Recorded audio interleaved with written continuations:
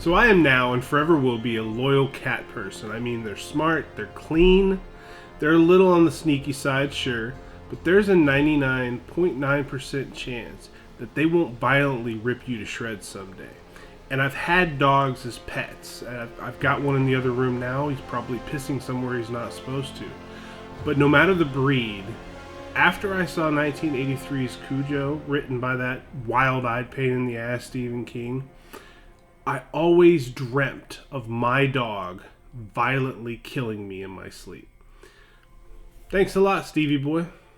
Let's go ahead and roll that intro, though.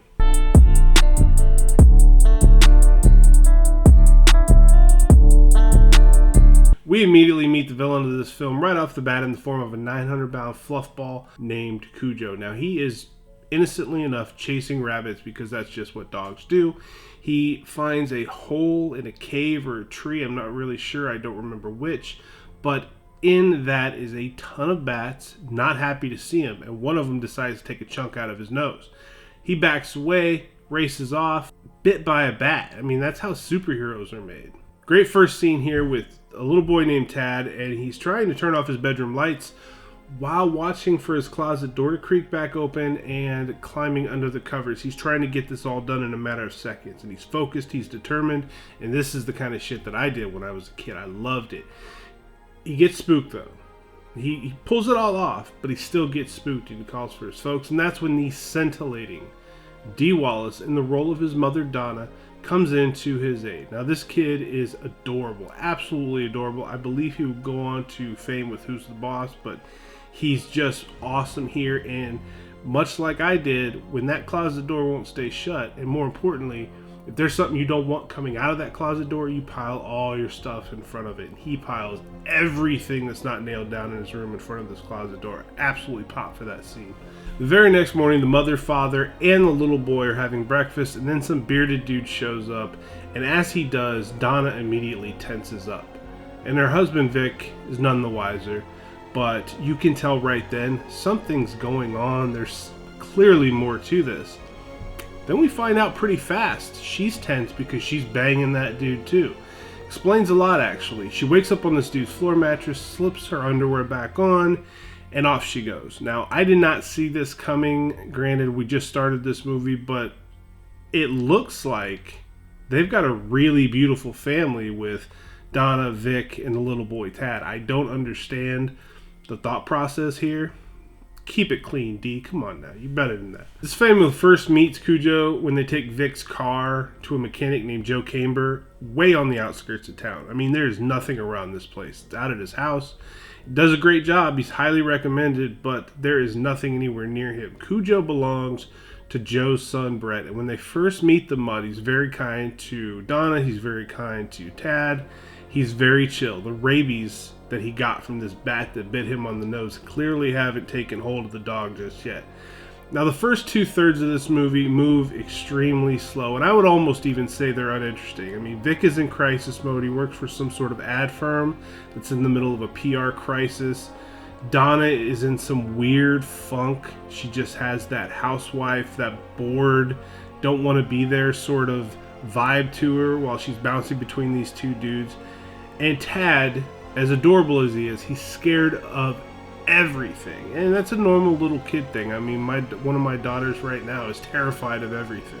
It's just very formulaic. It's sort of blah. I wasn't super blown away by the beginning of this film.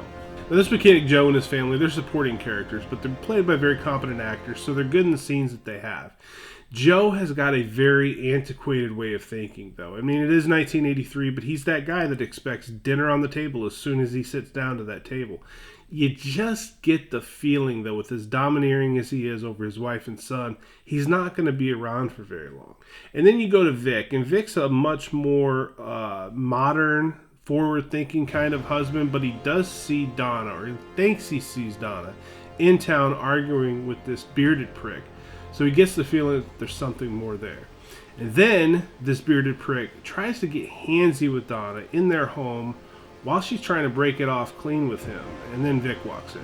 Now, to her credit, because Dee Wallace is amazing and we love Dee Wallace, she admits to it right away. She cops to it. And obviously, that trust is broken. Now, he doesn't fly off the handle. I really like Vic in this movie. I think he's a very level-headed guy. He's just not around when you need him to be around. But he's going off out of town to deal with this PR crisis that his firm is in the middle of.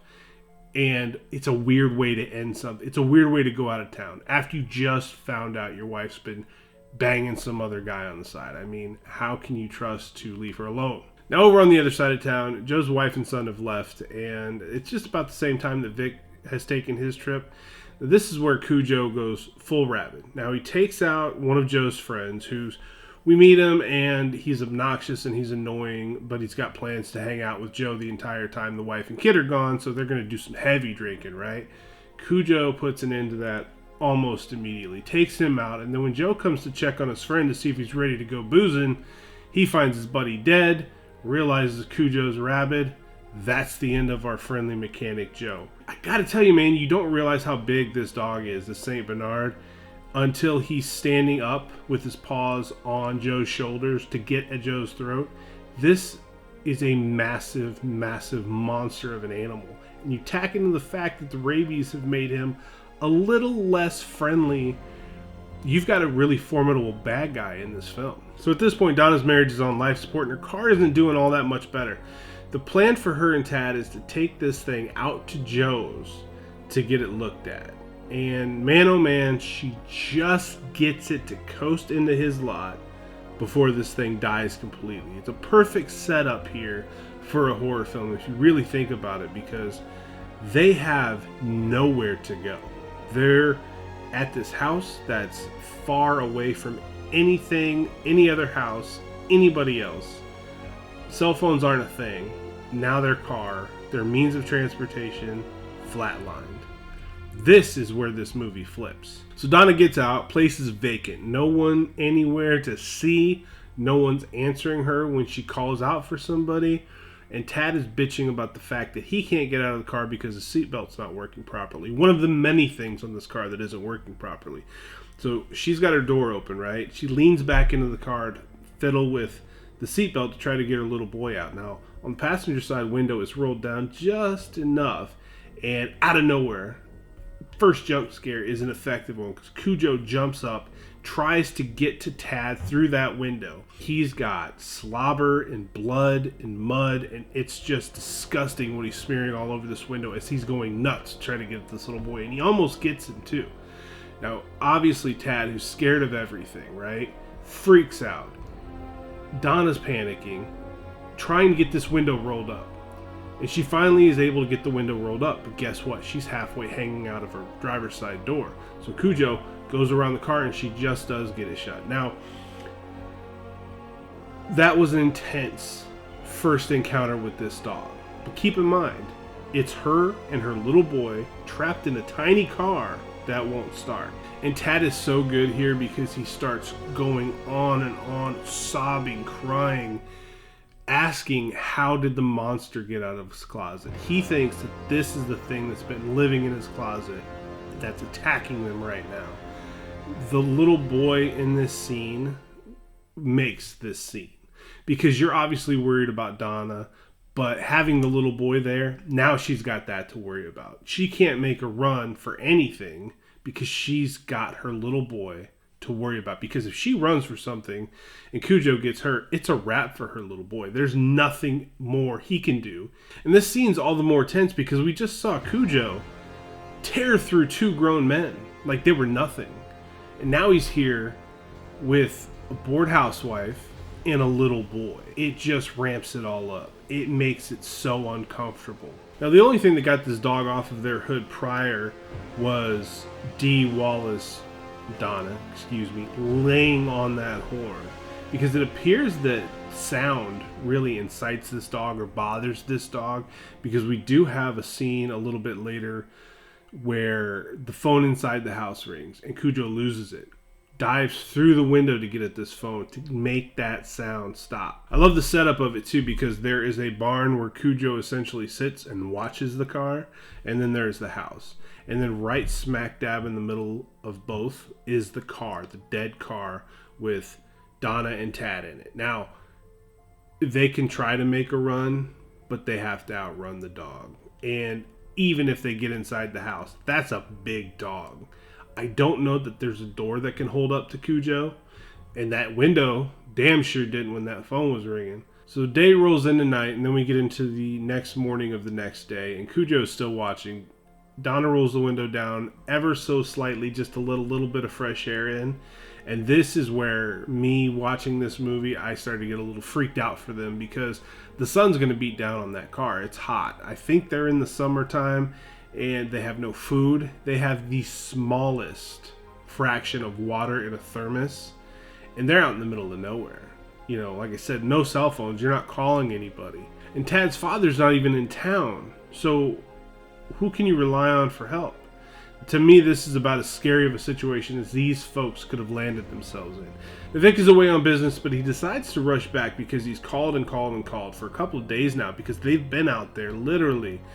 This little boy and the mom, they're out there for a couple of days, and every time he calls the house, nobody answers. So he thinks the worst, and he assumes that Don is shacked up with this bearded prick again. So he's like, to hell with this. I'm going to go back, and I'm going to handle this situation.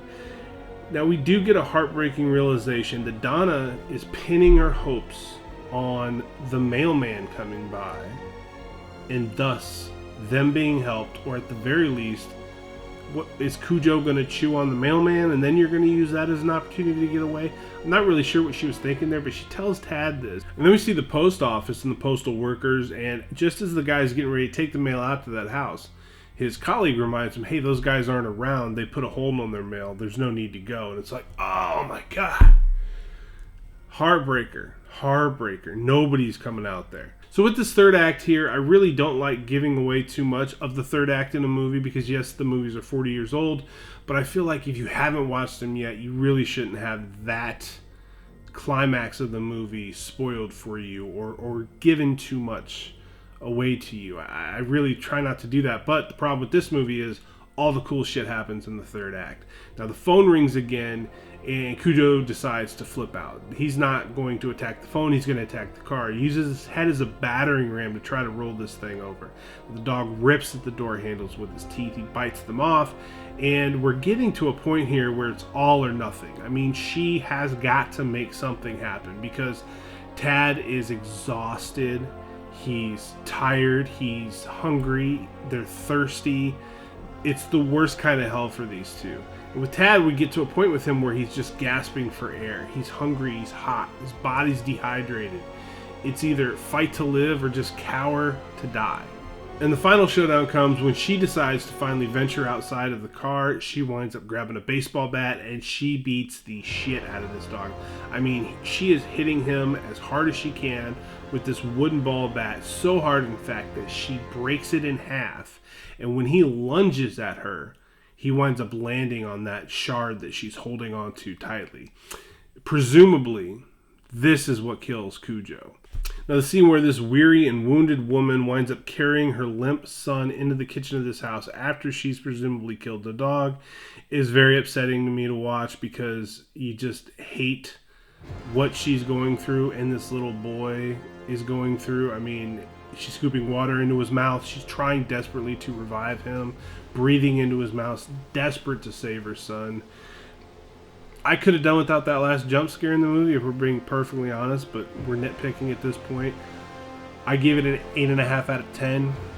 This ages gracefully for me, and it says a lot. It really does, because the first 2/3 of the movie I probably would have given a 4. It was just boring. It dragged on and on and on, and it didn't really develop any characters, because, like I said, Dee Wallace played the character of Donna as a bored housewife, and it was boring, and there wasn't much there. But this situation that they find themselves in is one of the scariest situations I could imagine being in with my child. And I'm a grown man, but the concern and the fear and the, God, you'd just be frantic about, if it were me, it'd be fine, but I don't want anything to happen to my baby. That's what I would think about. And it just makes everything so much more desperate. So well done. They really, really killed the climax of this film. I mean, it's one of the best ones I've seen. I really dug this movie. And Cujo, and his fluffy 900-pound ass is the reason I'm a cat guy. It's the reason I'll never own a big dog, because I don't ever want to deal with that situation. So this is Aging Gracefully. I'm Matthew Essex. Thank you for hanging out with me and talking about rabid dogs and why cats are better. And if you like these conversations and you like the silliness that we get up to, or the filibustering I end up doing at the end of these videos, think about subscribing. That would be cool. I would very much appreciate it. And until next time, I'll see you guys on the other side.